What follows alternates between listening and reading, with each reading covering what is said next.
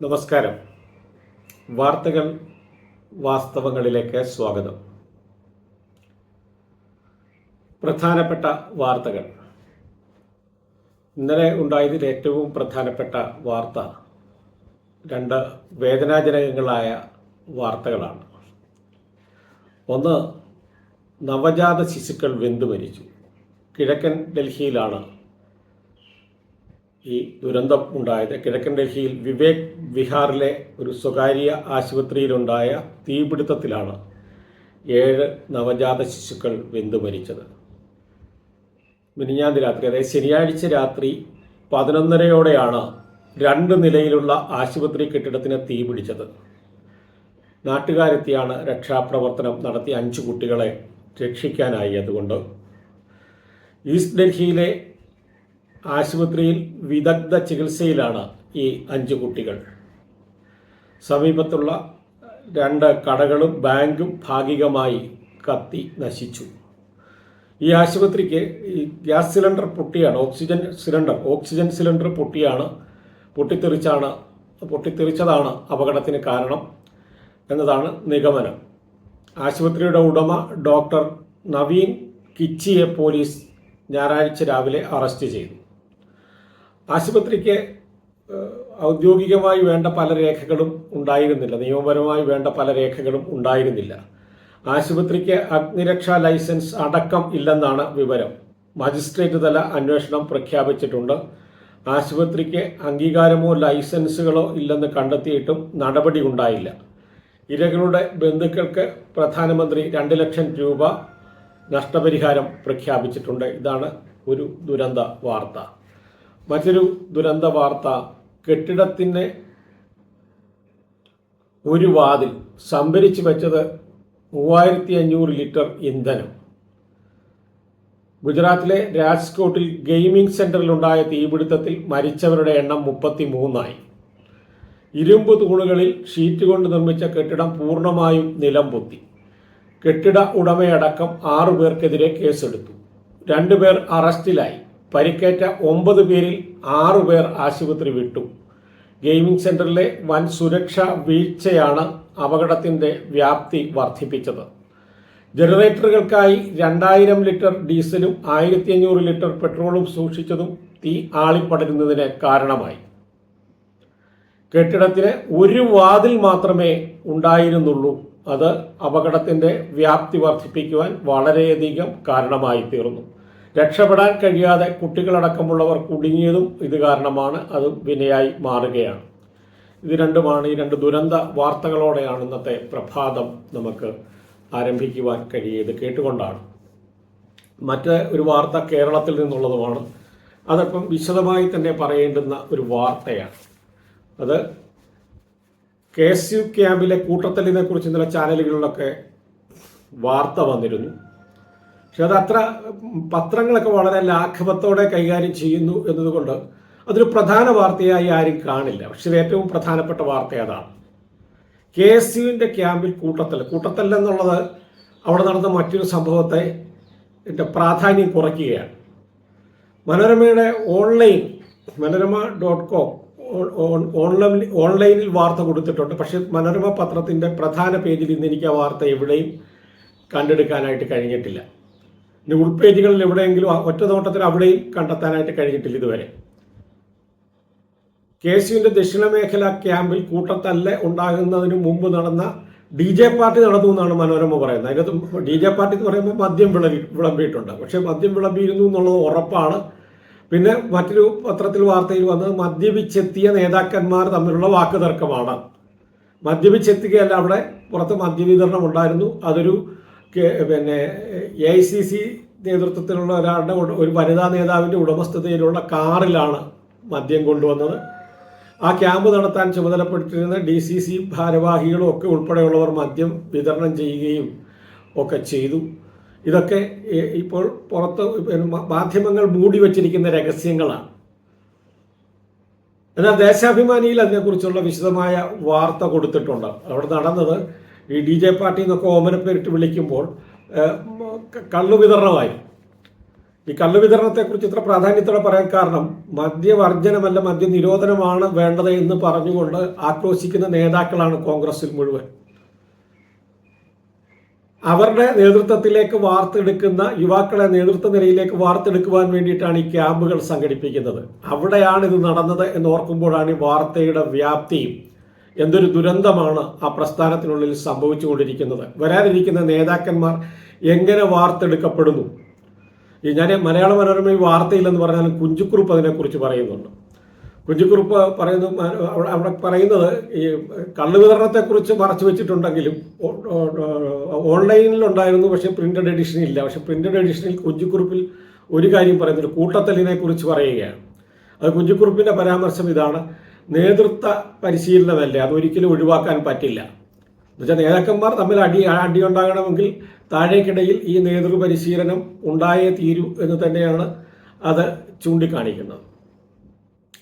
അപ്പോൾ അവിടെ സംഭവിച്ചത്, ഈ വാർത്ത നമ്മൾ അതീവ പ്രാധാന്യത്തോടെ പറയാൻ കാരണം, ഒന്ന്, ഈ വാർത്ത മറ്റു പലരും വളരെ ലളിതമായി അങ്ങ് പുറം പേജുകളിലേക്കോ ഒഴിവാക്കുകയൊക്കെ ചെയ്തിരിക്കുന്നു. അല്ലെങ്കിൽ പ്രധാന സംഭവങ്ങളെ, അവിടെ നടന്ന ഏറ്റവും ചെയ്യാൻ പാടില്ലാത്ത, കോൺഗ്രസിൻ്റെ വിദ്യാർത്ഥി സംഘടനയുടെ ഒരു ക്യാമ്പിൽ ചെയ്യാൻ പാടില്ലാത്ത തരത്തിൽ മദ്യം വിതരണം ചെയ്തു എന്നതിനെ മറച്ചു പിടിക്കുകയും അതിനെ തുടർന്നുണ്ടായ കൂട്ടത്തല്ലെന്ന് വെച്ചാൽ നിസ്സാരമല്ല. ആശുപത്രിയിൽ ഗുരുതരമായ പരിക്കുകളോടെ 2 പേര് കിടക്കുകയാണ്. 2 പേരെ അവർക്കത് മറച്ചു വെക്കാൻ കഴിയുകയില്ല. അത്തരത്തിലുള്ള കൂട്ടത്തല്ലാണ് നടന്നത്. അതിനെ കാരണമായി തീർന്നത് മദ്യപിക്കുകയല്ല, അടിയുണ്ടാക്കത്തക്ക തരത്തിൽ, ബോധം പോകത്തക്ക തരത്തിൽ നേതാക്കന്മാർ വരെ മദ്യപിച്ച ഒരു ക്യാമ്പായിരുന്നു അത്. നെയ്യാർ ഡാമിൻ്റെ പരിസരത്ത് വെച്ചാണ് നടന്നത്. അതിനെക്കുറിച്ചുള്ള വാർത്ത നമുക്ക് ദേശാഭിമാനിയിൽ എന്താണ് തരുന്നത് എന്ന് പരിശോധിക്കാം. KSU തെക്കൻ മേഖലാ പരിശീലന ക്യാമ്പിൽ നേതാക്കൾ മദ്യലഹരിയിൽ ചേരിതിരിഞ്ഞ് ഏറ്റുമുട്ടി. സംഘർഷത്തിൽ ഗുരുതരമായ പരിക്കേറ്റ പാറശാല മണ്ഡലം പ്രസിഡന്റ് സുജിത്, നെടുമങ്ങാട് മണ്ഡലം പ്രസിഡന്റ് അഭിജിത്ത് എന്നിവരെ തിരുവനന്തപുരത്തെ സ്വകാര്യ ആശുപത്രിയിൽ പ്രവേശിപ്പിച്ചു. കൈഞ്ഞരമ്പ് മുറിഞ്ഞ സുജിത്തിനെ അടിയന്തര ശസ്ത്രക്രിയയ്ക്ക് വിധേയനാക്കി. അഭിജിത്തിന് തലയ്ക്കാണ് പരിക്ക്. പിടിച്ചുമാറ്റാനെത്തിയ സംസ്ഥാന പ്രസിഡന്റ് അലൂഷ്യസ് സേവ്യർ അടക്കമുള്ളവർക്കും മർദ്ദനമേറ്റു. നെയ്യാർ ഡാമിൽ വെള്ളിയാഴ്ചയാണ് ക്യാമ്പ് ആരംഭിച്ചത്. അലൂഷ്യസ് സേവ്യർ മറ്റൊരാളുടെ തോളിലിരുന്നും മറ്റും നൃത്തം വയ്ക്കുന്ന ദൃശ്യങ്ങളും ഇതിനകം പുറത്തു വന്നിട്ടുണ്ട്. മദ്യലഹരിയിലായിരുന്നു പലരും. നടത്തിപ്പ് ചുമതല ഏൽപ്പിച്ച DCC ജനറൽ സെക്രട്ടറിമാരുടെയും യൂത്ത് കോൺഗ്രസ് ചിന്തൻ ശിബിരത്തിൽ വനിതാ നേതാവിനോട് മോശമായി പെരുമാറിയ നേതാവിൻ്റെയും നേതൃത്വത്തിലായിരുന്നു മദ്യവിതരണം. ഈ യോഗത്തിലെ KPCC പ്രസിഡന്റ് സുധാകരനെ ഒന്നും വിളിച്ചിട്ടില്ല. പകരം അവിടെ പ്രതിപക്ഷ നേതാവ് VD സതീശനെ കൊണ്ടാണ് ക്യാമ്പ് ഉദ്ഘാടനം ചെയ്യിച്ചത്. എന്ന് മാത്രമല്ല, അന്ന് തിരുവനന്തപുരം നഗരത്തിലുണ്ടായിരുന്ന നമ്മുടെ പ്രമുഖ നേതാവും അന്തർദേശീയ നേതാവും ഒക്കെ ശശി തരൂരൊക്കെ ഉണ്ടായിട്ട് പോലും അവരെ ഒന്നും വിളിച്ചില്ല. അടൂർ പ്രകാശിനെ വിളിച്ചില്ല, തുടങ്ങിയവരെ ഒന്നും ക്ഷണിച്ചിട്ടില്ല. ഇതൊരു വിഭാഗീയ മീറ്റിംഗ് കൂടിയായിരുന്നു. ഈ വിഭാഗീയതയൊക്കെയാണ് സംഘർഷത്തിലേക്ക് നയിച്ചത് എന്നാണ് അറിയാൻ കഴിയുന്നത്. KSU തെക്കൻ മേഖല പരിശീലന ക്യാമ്പിൽ മദ്യവിതരണം നടത്തിയത് ICC അംഗമായ ഒരു വനിതാ നേതാവിൻ്റെ കാറിലാണ്. അവരുടെ ഭർത്താവും ഉൾപ്പെടെയുള്ള ആൾക്കാരും മറ്റ് ക്യാമ്പ് നടത്തിപ്പിൻ്റെ ചുമതലയുള്ള കോൺഗ്രസ് നേതാക്കളും ചേർന്നാണ് വിതരണം നടത്തിയത് എന്നുമാണ് വാർത്ത. ഇതാണ് നമ്മുടെ നാട്ടിൽ നടക്കുന്നത്. ഇവിടെ മദ്യം എന്തുകൊണ്ട് വർജിച്ചില്ല എന്നുള്ളത്. മദ്യം വർജിക്കുക മാത്രമല്ല, സ്വന്തം പാർട്ടിയുടെ ക്യാമ്പ് നടത്താൻ പോലും മദ്യം വേണ്ട ഒരു സ്ഥിതിയിലാണ് കോൺഗ്രസ് എന്ന കാര്യം മറച്ചു വെച്ചുകൊണ്ടാണ് ഈ കാപട്യവും സമരവും പ്രസ്താവനകളും ഒക്കെ നടത്തുന്നത് എന്ന് നമ്മൾ മനസ്സിലാക്കണം.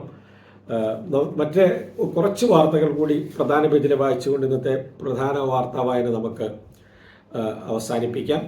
വിളിച്ചത് പതിവ് യോഗം, മദ്യനയവുമായി ബന്ധമില്ല, ടൂറിസം ഡയറക്ടറുടേതാണ് വാർത്ത.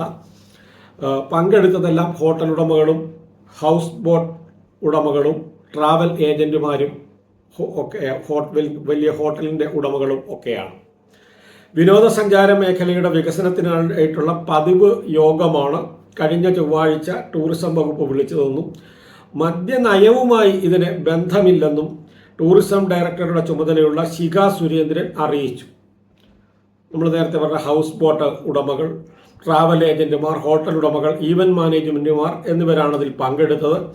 ടൂറിസം മന്ത്രി PA മുഹമ്മദ് റിയാസിന്റെ നിർദ്ദേശപ്രകാരമല്ല യോഗം ചേർന്നതെന്നും മറിച്ചുള്ള ആരോപണങ്ങൾ അടിസ്ഥാനരഹിതമാണെന്നും ശിഖ സുരേന്ദ്രൻ പറഞ്ഞു.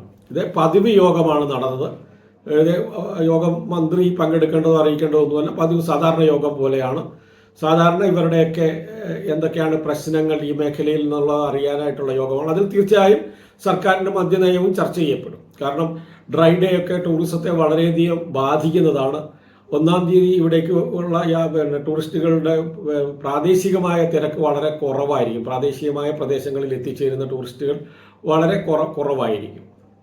അതുമാത്രമല്ല അതൊക്കെ അനുബന്ധിച്ച് 1-ാം തീയതിയൊക്കെ ക്ലബ് ചെയ്ത് യാത്ര നടത്തുന്ന വിദേശ ടൂറിസ്റ്റുകൾ ഉൾപ്പെടെയുള്ളവർ ഇവിടേക്ക് ആ സമയങ്ങളിൽ വരാതിരിക്കാനായിട്ട് ശ്രദ്ധിക്കും. കാരണം തൊട്ടയൽ സംസ്ഥാനങ്ങളിൽ ഒന്നും ഈ ഡ്രൈ ഡേ ഇല്ല എന്നുള്ളതാണ് വാസ്തവം. അതിൻ്റെയൊക്കെ അടിസ്ഥാനത്തിലാണ് ആ മീറ്റിംഗ് നടന്നത്. അത് വളരെ മദ്യനയം രൂപീകരിക്കുന്നതിനുള്ള ടൂറിസം മന്ത്രിയുടെ യോഗം എന്നൊക്കെയാക്കി മാറ്റിയാണ് ഇപ്പോൾ പ്രതിപക്ഷ നേതാവ് അടക്കം പ്രചരിപ്പിച്ചുകൊണ്ടിരിക്കുന്നത് എന്ന ഖേദകരമായ അവസ്ഥയും നമ്മൾ മനസ്സിലാക്കണം. മറ്റൊരു വാർത്ത കാലാവസ്ഥയെക്കുറിച്ചാണ്. മഴയ്ക്ക് നേരിയ ശമനം ഉണ്ടായിട്ടുണ്ട് ഇന്നലെ. പക്ഷേ കൂടുതൽ ശക്തിയോടെ 29 മുതൽ വീണ്ടും മഴ ശക്തമായേക്കും. സംസ്ഥാനത്ത് ദിവസങ്ങളായി തുടരുന്ന കനത്ത മഴയ്ക്ക് നേരിയ ശമനം. ഞായറാഴ്ച മിക്ക ജില്ലയിലും കാര്യമായ മഴയുണ്ടായില്ല. തിങ്കളും ചൊവ്വായും ഒരു ജില്ലയിലും മുന്നറിയിപ്പില്ല. എന്നാൽ ബുധനാഴ്ച മുതൽ വീണ്ടും മഴ ശക്തമായേക്കും എന്നാണ് കാലാവസ്ഥാ പ്രവചനം. ബുധനും വ്യാഴവും തിരുവനന്തപുരം മുതൽ എറണാകുളം വരെയുള്ള 7 ജില്ലകളിൽ മഞ്ഞ അലർട്ട് പ്രഖ്യാപിച്ചിട്ടുണ്ട്. ബംഗാൾ ഉൾക്കടലിൽ രൂപപ്പെട്ട റാമേൽ ചുഴലിക്കാറ്റ് ഞായറാഴ്ച അർദ്ധരാത്രിയോടെ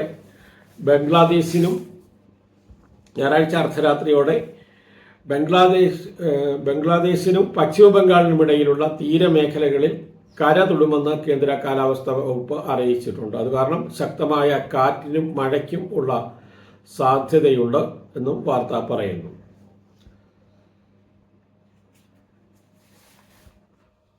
സ്കൂൾ അധ്യയന വർഷം ആരംഭിക്കുകയാണ്. അതിൻ്റെ മുന്നോടിയായി SFIയുടെ നേതൃത്വത്തിൽ സ്കൂൾ പരിസരങ്ങൾ വൃത്തിയാക്കുന്ന ഒരു സന്നദ്ധ സേവനം ആരംഭിച്ചിട്ടുണ്ട്. ജൂൺ 2 വരെ സ്കൂളുകളും കോളേജുകളും ശുചീകരിക്കുന്ന പ്രവർത്തനങ്ങളിലാണ് SFI ഏർപ്പെട്ടിരിക്കുന്നത്. SFIയുടെ സന്നദ്ധ സേനയായ സ്റ്റുഡൻസ് ബറ്റാലിയൻ ആണ് ക്യാമ്പയിൻ ഏറ്റെടുത്തത്. പ്രവേശനോത്സവത്തിന് മുന്നോടിയായുള്ള സ്കൂൾ ശുചീകരണം ഏരിയ കമ്മിറ്റികളുടെ നേതൃത്വത്തിലാണ് നടക്കുന്നത്. ഇത്രയുമാണ് പ്രധാനപ്പെട്ട വാർത്തകൾ കേട്ടുകൊണ്ടിരുന്ന എല്ലാവരെയും നന്ദി അറിയിക്കുന്നു. നിങ്ങൾ ഈ ചാനൽ ഇഷ്ടപ്പെട്ടെങ്കിൽ ലൈക്ക് ചെയ്യുകയും സബ്സ്ക്രൈബ് ചെയ്യുകയും ചെയ്യണമെന്ന് ദയവായി അഭ്യർത്ഥിക്കുന്നു. നല്ല ദിവസം ആശംസിക്കുന്നു. നന്ദി.